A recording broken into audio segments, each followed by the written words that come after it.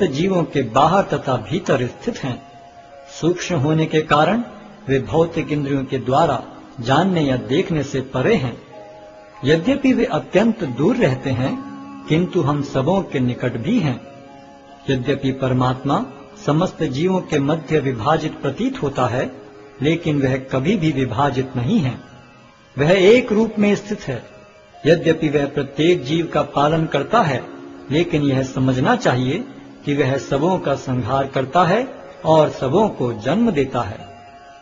वे समस्त प्रकाशमान वस्तुओं के प्रकाश स्रोत हैं। वे भौतिक अंधकार से परे हैं और अगोचर हैं।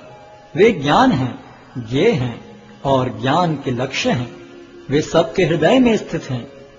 इस प्रकार मैंने कर्म क्षेत्र, ज्ञान तथा ज्ञेय का संक्षेप में वर्णन किया है। इसे केवल मेरे भक्त ही पूरी तरह समझ सकते हैं और इस तरह मेरे स्वभाव को प्राप्त होते हैं। प्रकृति तथा जीवों को अनादि समझना चाहिए। उनके विकार तथा गुण प्रकृति जन्य हैं। प्रकृति समस्त भौतिक कारणों तथा कार्यों की हेतु कही जाती है और जीव इस संसार में विविध सुख दुख के भोग का कारण कहा जाता है। इस प्रकार जीव प्रकृति के तीनों गुणों का भोग करता हुआ प्रकृति में ही जीवन बिताता है। यह उस प्रकृति के साथ उसकी संगति के कारण है।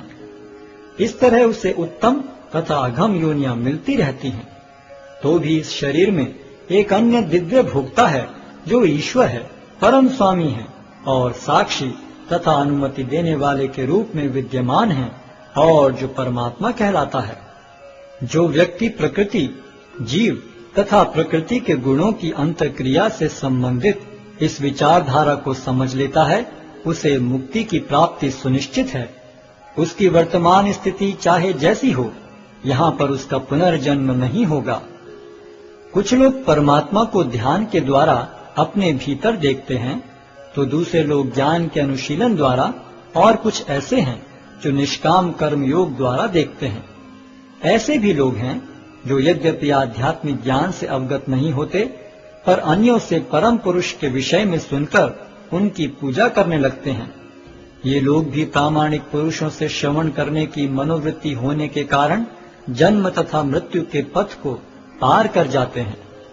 हे भरतवंशियों में श्रेष्ठ, यह जान लो कि चर तथा अचर जो भी तुम्हें अस्तित्व में दिख रहा है, वह कर्म क्षेत्र तथा क्षेत्र के ज्ञाता का संयोग मात्र है। जो परमात्मा को समस्त शरीरों में आत्मा के साथ देखता है और जो यह समझता है कि इस नश्वर शरीर के भीतर न तो आत्मा न ही परमात्मा कभी भी विनष्ट होता है, वही वास्तव में देखता है।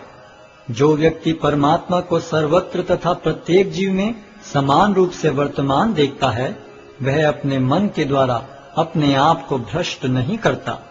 इस प्रकार वह दिव्य गंतव्य को प्राप्त करता है। जो यह देखता है कि सारे कार्य शरीर द्वारा संपन्न किए जाते हैं, जिसकी उत्पत्ति प्रकृति से हुई है, और जो देखता है कि आत्मा कुछ भी नहीं करता, वही यथार्थ में देखता है। जब विवेकवान व्यक्ति विभिन्न भौतिक शरीरों के कारण विभिन्न स्वरूपों को देखना बंद कर देता है और यह देखता है कि किस प्रकार से जीव सर्वत्र फैले हुए हैं, तो वह ब्रह्म बोध को प्राप्त होता है। शाश्वत दृष्टि संपन्न